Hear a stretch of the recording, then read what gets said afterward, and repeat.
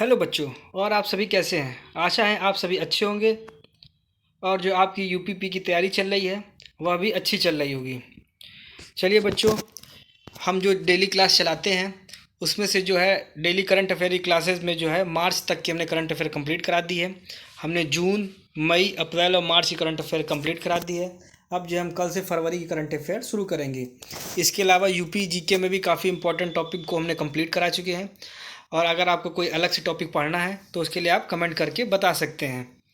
और हमने जो है इसके अलावा हिंदी में जो है जो यूपीपी के पूर्व में आए हुए प्रश्न हैं उनको हम करा रहे हैं इस समय, जिनकी एक क्लास हो चुकी है। आज जो है हम दूसरी क्लास लेके आए हुए हैं। चलिए बच्चों, तो जो है आज की क्लास स्टार्ट करते हैं। चलिए, आज का पहला प्रश्न है, घूमने फिरने वाला साधु वाक्य के लिए वाक्यांश के लिए एक शब्द क्या होगा? तो बताइए।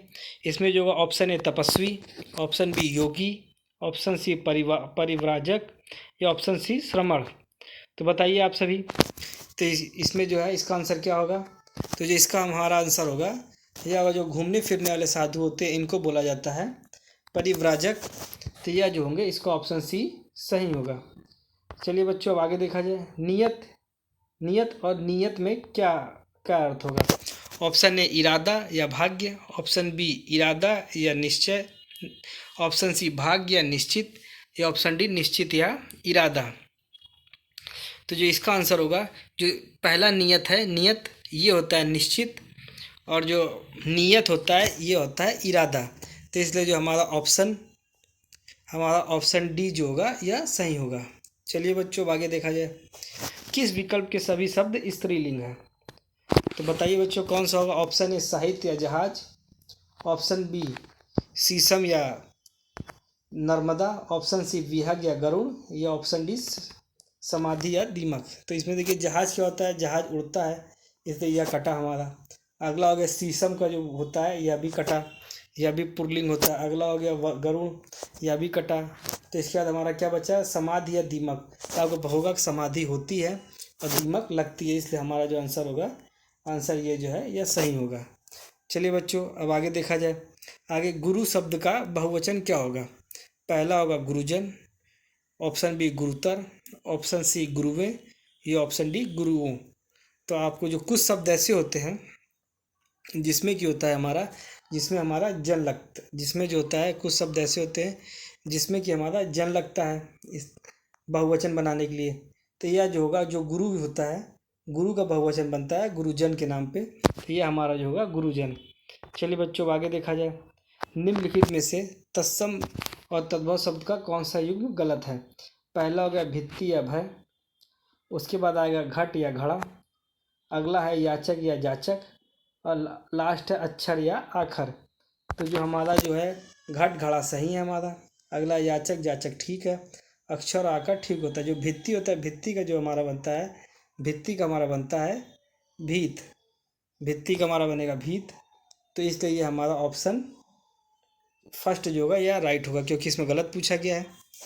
चलिए बच्चों, आगे देखा जाए। आगे देखा है श्रेष्ठ शब्द में तत्सम शब्द कौन सा होगा? तो जो श्रेष्ठ का तत्सम होता है यह हमारा होता है, यह होता है हमारा श्रेष्ठी। तो हमारा जो होगा श्रेष्ठी हमारा होगा, इसलिए हमारा ऑप्शन ए जो होगा यह सही होगा। चलिए बच्चों, अब आगे देखा जाए। संग्राम शब्द में मूल शब्द और उपसर्ग क्या होगा? तो जो संग्राम शब्द है यह जो बना है, यह बना है अंक की मात्रा है, इसलिए यह सम प्लस राम, यह दो शब्दों से मिलकर बना है, जिसमें क्या हो गया, यह हमारा हो गया उपसर्ग, और यह हमारा राम जो हो गया यह हो गया हमारा मूल शब्द। तो इसमें किसी को कोई अगर परेशानी है तो बताइएगा, इसको ठीक से बता दिया जाएगा कमेंट करके इस टॉपिक को। तो हमारा जो इसका आंसर बनेगा यह बनेगा ऑप्शन खा, संग्राम जो होता है यह बनेगा ऑप्शन खा, सम प्लस राम। चलिए बच्चों, अब आगे देखा जाए। अव्ययी भाव समास, अव्ययी भाव समास का उदाहरण क्या है? ऑप्शन ए भरपूर, ऑप्शन बी प्रधान, ऑप्शन सी सर्व, या ऑप्शन डी सेठ। तो आपको पता होगा कि अव्ययी भाव किसे कहा जाता है? जिसमें पहला शब्द जो होगा अव्यय होता है। इसका मतलब अव्यय का मतलब कि अगर हम पहला शब्द हटा दिया जाए तो कोई जो है उसका अर्थ नहीं होता है। इसलिए जो हमारा इसमें भरपूर है, भरपूर में भर जो है ये अवयव है, इसलिए हमारा जो ऑप्शन होगा भरपूर जो होगा, भरपूर हमारा राइट आंसर है, इसलिए ऑप्शन ए जो है यह सही होगा। चलिए बच्चों आगे देखा जाए। तुम, तू, तुम, तेरा आदि हिंदी का कौन सा पुरुषवाचक सर्वनाम है? तो बच्चों इसको समझने के लिए क्या करते हैं, देखिए कभी भी कोई भी व्यक्ति जो होता है वह अपने आप को उत्तम समझता है, तो इसलिए उत्तम अगर वो अपने आप को समझ रहा है इस तरीके से आप समझ सकते हैं। जैसे कोई भी व्यक्ति उसने अपने आप को उत्तम समझता है, इसलिए जो होगा जो उत्तम होगा वो होगा मैं, तो मैं जो हूँ मैं उत्तम, तो कोई व्यक्ति अपने आप को उत्तम समझ रहा है वो मैं हो गया। उसके अलावा जो मध्यम होता है वो दूसरे को जो होगा वो मध्यम समझेगा, जैसे तुम हो गए तो यह मध्यम होगा। और अंतिम जो अन्य जाता है, अन्य में जाता है, जैसे और भी जो शब्द होते हैं मैं और तुम छोड़ के, वो सब जो होता है अन्य में चला जाएगा। इसको याद करने का तरीका इससे समझ सकते हैं, हर व्यक्ति अपने आप को उत्तम समझता है, कोई भी व्यक्ति जो स्वयं काम कर रहा है तो वह होगा उत्तम पुरुष, जैसे मैं, हम। उसके अलावा जो मध्यम होगा तुम, और जो अन्य शब्द बचे वह सब अन्य में जाएंगे। इसलिए जो है इसका जो आंसर बनेगा तू तुम वाला, ये आंसर बनेगा, इसका आंसर बनेगा यह है तू तुम, यह जो होगा मध्यम पुरुष बनेगा, तो यह हुआ हमारा मध्यम पुरुष, इसका आंसर जो है मध्यम पुरुष ठीक है। चलिए बच्चों आगे देखा जाए। लघु धन उत्सव, इसका जो है संधि विच्छेद करें, तो देखिए बच्चों इसको अगर हम समझें तो देखिए इसका बनेगा लघु,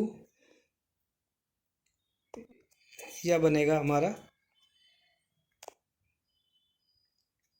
यह बनेगा लघु, छोटू, छोटी, छोटा ऊ प्लस उत्सव, उत्सव।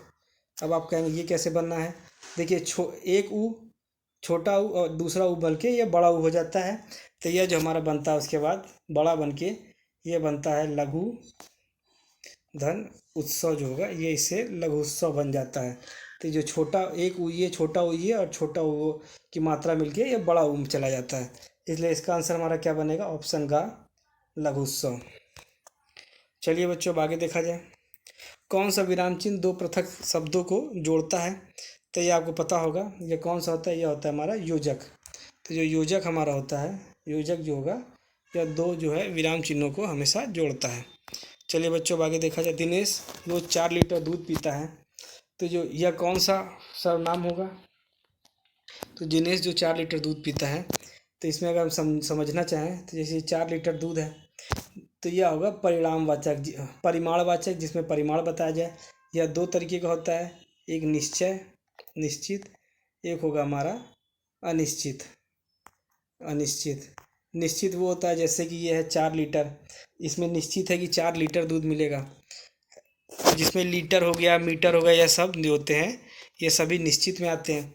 इसके अलावा वे जो जो जिसमें जैसे बोला जाए कुछ आलू, कुछ आलू, तो इसमें क्या आलू निश्चित है, आलू नहीं निश्चित है, कितना आलू हम नहीं बता सकते, तो ये हो गया अनिश्चित परिमाणवाचक। इसलिए जो हमारा आंसर बनेगा 4 लीटर दूध यह निश्चित है, इसलिए निश्चित परिमाणवाचक, जो इसका आंसर होगा निश्चित परिमाणवाचक। अगला आया, बाजार से आकर गीता खाना खाएगी, यह वाक्य में किस प्रकार की क्रिया का उदाहरण है? ऑप्शन ए नाम धातु, ऑप्शन बी संयुक्त क्रिया, ऑप्शन सी पूर्वकालिक, या ऑप्शन डी प्रेरणार्थक। तो इसमें जो है इसमें पूछा गया है कि आकर, आकर एक ट्रिक, अब वैसे आप चाहें तो जान सकते हैं, जो भी पूर्वकालिक क्रिया होती है उसके आगे आकर जैसे शब्द अगर लगे हों तो ये सभी पूर्वकालिक क्रिया में जाएगी। तो इसका आंसर पूर्वकालिक क्रिया, अगर वैसे भी समझना चाहें तो आकर खाना खाएगी, तो यह जो है कर लगा है, इसलिए इसको हम पूर्वकालिक जो क्रिया में इसको रखेंगे। आगे देखा जाए। अगला हो गया, निम्नलिखित में से किस वाक्य का अपादान कारक होता है? तो हम अपादान कारक आपको पता होगा। अब वैसे अगर हम बचपन में पढ़ते थे कि अगर किसी में से शब्द लिखा हो तो वो जो होगा अपादान होगा, मगर ऐसा नहीं होता है। अपादान का मतलब वह उस चीज़ से अलग हो रहा है। जैसे अलगाव जब होगा, अलगाव, जब भी अलगाव की स्थिति आएगी तो यह जो होगा अपादान कारक में लिया जाएगा। तो अच्छा पहला ऑप्शन है मेज से पुस्तक गिरी, तो मेज से जो है पुस्तक गिर रही, इसका मतलब इसमें जो है अलगाव हो रहा है ना मेज से, तो इसका जो आंसर होगा ऑप्शन ए जो होगा सही हो जाएगा। ये होगा ऑप्शन ए, मेष से पुस्तकरी, यही होगा अपादान। तो कभी भी अगर अलगाव हो तो उसको जो है हम अपादान में रखते हैं। चलिए बच्चों आगे देखिए, स्वर्णिम। तो स्वर्णिम का प्रत्यय बताइए।